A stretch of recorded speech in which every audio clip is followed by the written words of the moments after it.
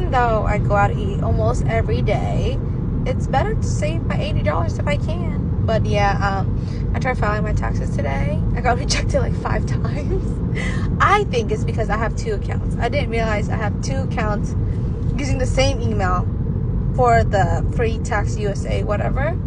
So I think that's where my problem is. So that's why I got rejected. But anyways, I'm about to go submit my papers so that the lady can take my $80. And also, I don't have a W-2. I have a 1099, and I also have my investment account. That's why it's get a little bit more complicated. But then I felt like it was easy on the free website.